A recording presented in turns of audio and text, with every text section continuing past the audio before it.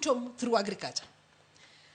Ere kaka achiel kuom gima wasewacho about investors confidence. Ere kaka wanyalo kelo kembe ma kelo nwa manufacturing hubs here or plants here ma wanyalo yudo thuolo ma jowa bende yudo godo tich. Seche ma jowa yudo tich to matine niya wadhi choko osuru mang'eny kuom jomondik ka.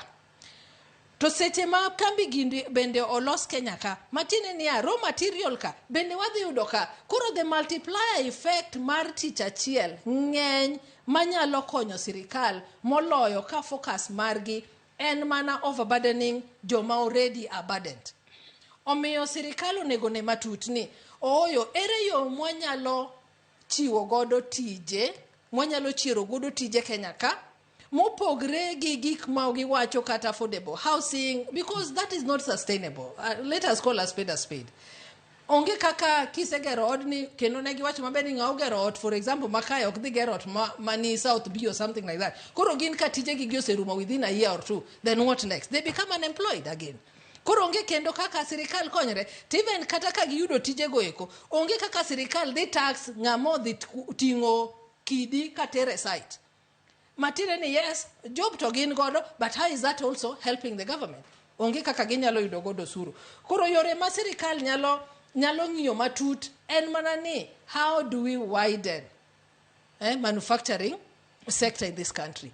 Kendo ere kaka wanyalo bet jogo matimo more of export than more of import. Nikech ang'o?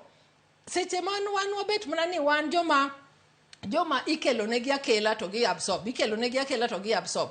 Emomiyo dola dhi malo. To seche ma dola dhi malo, again, wan kende motimre nade? Wahinyre nikech onge gigewa mikelo gi Kenya shilling.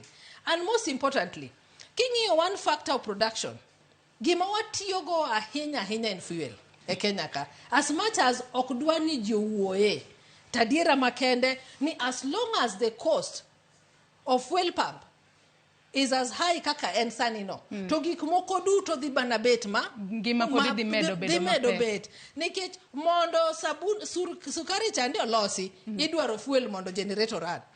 Mondo iwuogi okaw sukari no mondo kele shelf, pod transportation nitie kacha, fuel. Matine ni sirikal onego neni cost of production